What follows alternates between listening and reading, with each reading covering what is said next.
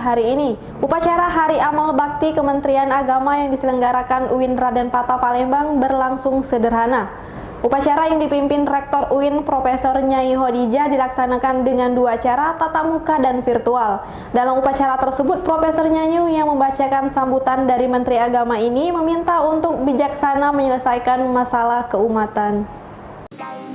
Puncak peringatan Hari Amal Bakti Kementerian Agama Republik Indonesia diselenggarakan secara sederhana.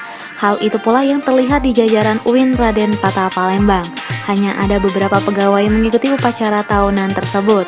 Sebagian pegawai lainnya mengikuti upacara secara virtual. Terlihat hadir dalam upacara peringatan HUT ke-75 Kementerian Agama ini seluruh jajaran rektorat, kepala biro AAKK, para dekanat dan sejumlah civitas akademika UIN Raden Patah Palembang. Dalam kesempatan tersebut, Rektor UIN Raden Patah Palembang, Profesor Dr. Nyai Khadijah membacakan sambutan dari Menteri Agama menyampaikan momen peringatan HUT ke-75 Kementerian Agama ini dijadikan untuk menebalkan niat dan motivasi dalam mencapai yang lebih baik lagi di masa mendatang. Selain itu, Profesor Nyayu mengajak kepada para pegawai dalam menyelesaikan permasalahan keumatan dilakukan dengan bijaksana, sehingga bisa memberikan keamanan dan kenyamanan di tengah umat. Reporter Dian Cahyani Fitri, Palpres.com. Pemirsa, Sekda Kota Palembang Ratu Dewa mengaku akan memberlakukan peringatan ketiga bagi pegawai yang bolos usai libur Natal dan Tahun Baru. Ancaman ini disampaikan di sela melakukan sidak pada hari pertama kerja tahun 2021 kemarin. Satu persatu gedung OPD didatangi Sekretaris Daerah Kota Palembang Ratu Dewa. Di sana Sekda memasuki ruangan dan mengabsen pegawai yang ada di dalam ruang tersebut. Pegawai yang tidak hadir akan ditandai dengan stabilo berwarna oranye. Para pegawai yang diketahui bolos akan diberikan peringatan keras alias surat peringatan ketiga. Kedatangan Ratu Dewa ini untuk melihat disiplin kerja pegawai pada hari pertama masuk kerja usai libur Natal dan Tahun Baru kemarin. Kantor OPD yang didatangi yang terletak di kawasan Jalan Merdeka seperti kantor Dinas Kesehatan, Badan Kepegawaian dan Pengembangan Sumber Daya Manusia serta Badan Pengelolaan Pendapatan Pajak Daerah. Yang ada sanksi ringan, sanksi sedang, berat. Tapi saya akan kesampingkan itu. Saya ingin nanti kita keluarkan sanksi kan ada sanksi peringatan pertama, peringatan kita langsung kita kasihkan peringatan ketiga sebagai efek jerah. Jangan sampai jadi kambing hitam COVID-nya.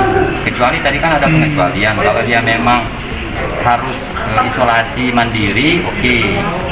Tapi harus disertai bukti disampaikan dengan pihak. Reporter dan juru kamera Dian Cahyani Fitri, Palpres.com. Pemerintah Kota Palembang berencana akan mendirikan tugu pipa tertua bekas gate valve ke halaman kantor PDAM Tirta Musi Palembang. Pipa transmisi yang digunakan sejak tahun 1982 tersebut sebelumnya digunakan untuk mengaliri air ke tower gedung Ledeng yang kini menjadi kantor Wali Kota Palembang. Wali Kota Palembang Haji Harnojoyo berencana akan mendirikan tugu X-Gate Valve sumber pengairan di PDAM Tirta Musi Palembang. Harnojoyo menjelaskan, tugu pipa transmisi tertua yang dimiliki PDAM Tirta Musi Palembang ini pertama kali digunakan pada tahun 1928. Keberadaan pipa tersebut untuk pengisian tower di gedung Water Leading Jalan Merdeka, yang kini gedung tersebut digunakan untuk gedung Wali Kota Palembang. Harnojoyo menjelaskan, pipa yang memiliki sejarah penting, sejarah pengaliran air bersih pada zaman kolonial Belanda itu kini dicat berwarna biru dikombinasikan dengan warna kuning. Tugu tersebut untuk mengingat sejarah penting PDAM Tirta Musi Palembang yang bekerja sebagai sistem pengairan untuk kehidupan masyarakat sekitar. Bahkan, kata orang nomor satu di kota tertua di Indonesia ini, tugu yang telah didirikan itu sebagai tonggak untuk lebih memacu kinerja pegawai PDAM sebagai perusahaan benefit lagi. Kita meresmikan ada tugu Palem itu tahun 1928 masih zaman Belanda, jadi perlu kita abadikan. Saya pikir ini suatu ide yang cukup bagus.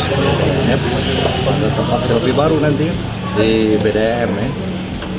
Kemudian tadi bersama dengan pengawas dan para direksi kita melaksanakan rencana kerja anggaran perusahaan untuk tahun 2021 dan evaluasi ya terkait dengan program-program pendidikan yang dilaksanakan di tahun baru. Kami tentu sangat menghargai, mengapresiasi apa yang dilakukan oleh PDAM pada hari ini. Sebuah perusahaan itu harus mempunyai rencana kerja, sehingga pada saatnya kita melaksanakan tidak akan simpang siur, akan lebih efektif. Reporter dan juru kamera Dian Cahyani Fitri, palpres.com. Berita terakhir Sumsel 24 jam hari ini. Pengurus Karang Taruna Desa Nanjungan bersama anggota Mencintai Alam Paiker melakukan open donasi peduli korban kebakaran. Donasi ini dibuka untuk korban kebakaran di Dusun 3 Talang Jawa Nanjungan, Pesema Air Keruh yang terjadi beberapa waktu yang lalu. Karang Taruna Desa Nanjungan bersama anggota Mencintai Alam Paiker dan dikawal personil Babin Kamtibmas Polsek Pasema Air Keruh melaksanakan open donasi peduli korban kebakaran yang menimpa kediaman Samikin. Adapun donasi yang dibuka berupa uang, sembako, pakaian baru atau layak pakai, dan barang dalam bentuk lainnya. Dalam penggalangan dana ini, mereka berkeliling mendatangi rumah penduduk di Pasema Air Keruh. Kasih Bencana Alam Dinas Sosial Kabupaten 4 Lawang, Sudarman menjelaskan, penggalangan dana dilakukan untuk meringankan beban keluarga Samikin yang kini menjadi korban kebakaran. Sementara itu, Sekretaris Camat Pasema Air Keruh, Walisah, mengucapkan terima kasih atas bantuan para donatur. Dia pun berharap agar keluarga Samikin untuk semangat dalam menjalankan kehidupannya. Reporter dan juru kamera Eko Wahyudi, palpres.com. Demikianlah berita Sumsel 24 jam hari ini. Saya Sri Devi, sampai jumpa.